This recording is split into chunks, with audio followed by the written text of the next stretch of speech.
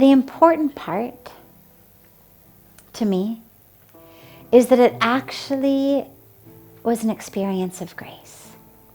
A journey is something that our physical bodies take.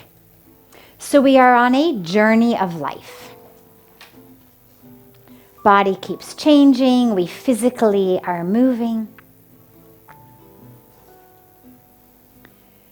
Internally, what happens is an opening and an expanding and an awakening. Because a journey implies you're going somewhere other than where you are.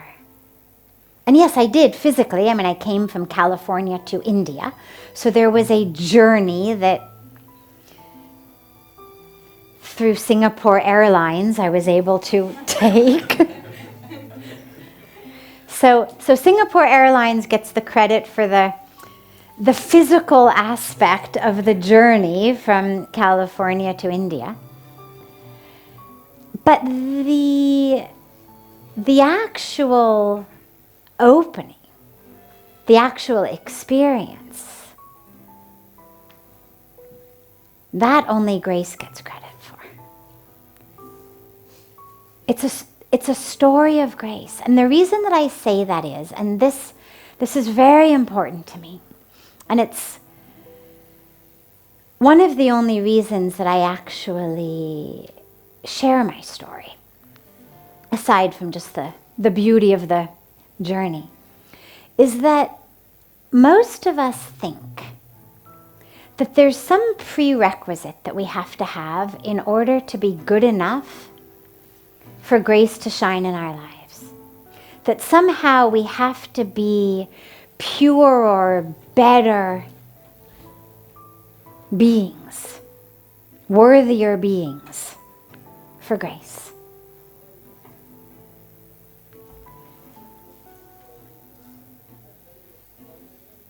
And my experience, my life, what I've experienced with grace makes me know that grace absolutely does not discriminate.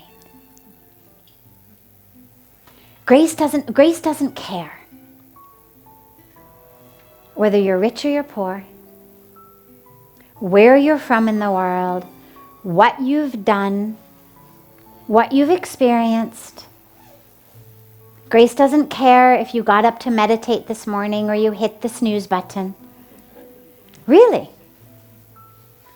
A lot of us have this sense of somehow I'm not worthy enough of grace in my life. I still have ego, I have jealousy, I have fear, I have lust, I have greed. I'm not worthy of grace. And I came here as a 25-year-old student, not a student of spirituality, a student of psychology, not a student who knew even that this was something to look for. And that's so important because grace gave me this experience, this awareness, despite the fact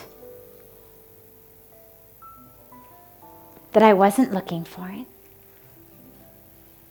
that I hadn't overcome or even had any awareness that I should overcome things like lust and greed and jealousy and ego and anger. I mean, I had never met anybody who had ever said to me, you need to overcome these things. It wasn't even part of my awareness that one needed to work in order to be pure for grace. And nonetheless, there was grace. And that's why we call it grace. If you get something that you've done something for, well, that's more like reimbursement. Or a paycheck, or something you've earned, or you're entitled to it. It's not grace then.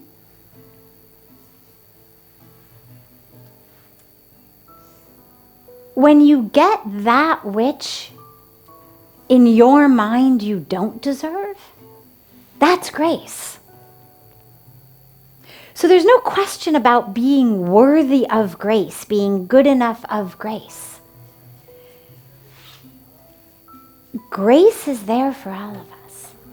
And for me, it was an experience of standing on the banks of Ganga. At 25, knowing nothing about Ganga as the divine, knowing nothing, and being handed an experience of grace, of truth, that transformed me, that just blew me open, that pulled back all of the layers at once. And it was exquisite and extraordinary and transformative, and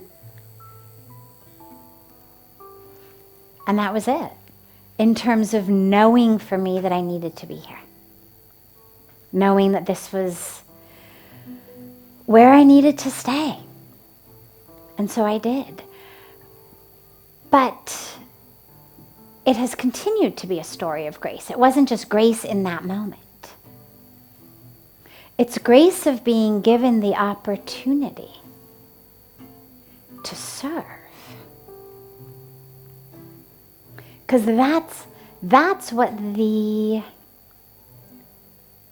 highest expression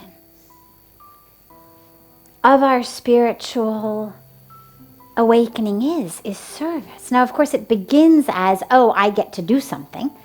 And I certainly remember the beginning of going to Puja Swamiji and saying, is there anything I can do? And him giving me little sevas, and it grew and it grew. But slowly, by grace, what happens is, it's not about you doing seva. It's not about you as the one doing, because that's still in separation.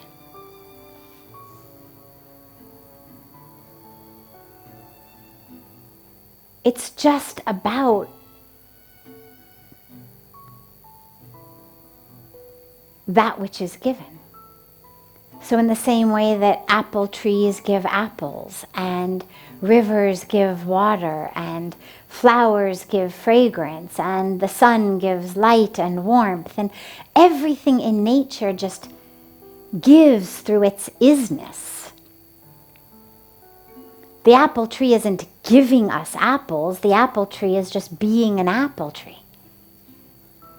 The river isn't giving us water. It's just being a river. And that grace of the opportunity to be of service, it's not, oh, you are the chosen one who gets to serve the others. It's, here are ways through which, if you do them with a pure heart and a pure mind that you keep working with, to remove the doership, that it's not me who's doing. The river's not thinking, oh, I'm the one bringing water. The apple tree's not thinking, oh, I'm the one providing apples. Apples are just happening. Water is just happening. Fragrance is just happening. And that extraordinary grace of being able to happen. So it's not about giving or doing. It's about a happening through which there is service.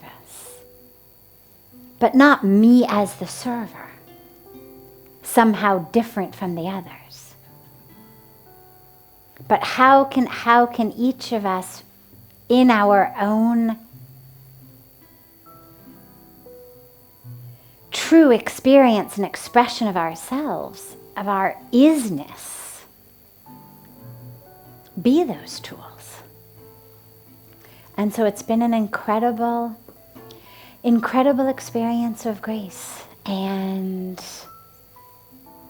yeah, I feel I feel very, very blessed. And if my story teaches anything, it teaches that it can happen to anyone.